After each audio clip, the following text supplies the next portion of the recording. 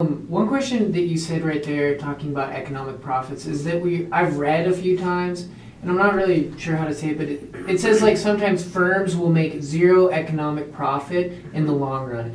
And I kind of understand, but it just doesn't really make sense saying that if they're making no profit, then what's the point of being in business? Like, does that make sense? There's like a difference thoughts between and accounting profits and Yeah. economic profits. So what, like, can you explain that to me? Like, why they still, continue to produce, but they're making zero economic profit? Okay.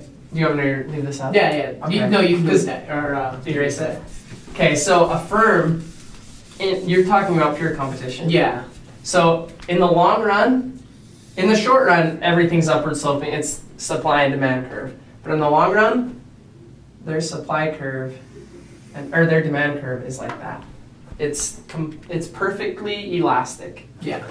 And so, meaning that, you can't charge a price. Anyway, the reason why this exhibits this property is because there's economic profits and there's accounting profits. They all make accounting profits. Yeah. Well, if they don't, they go out of business. Yeah. And so, economic profits are like, what's your opportunity cost of doing something else? Mm-hmm. So if you could, if you're making an accounting profit, but your economic profit is zero, that means you're just as well off as you could be doing your next best endeavor.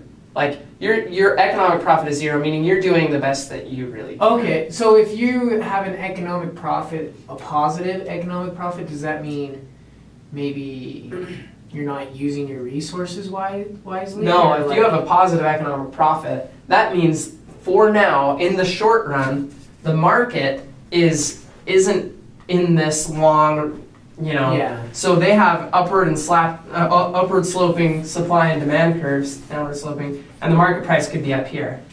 Okay.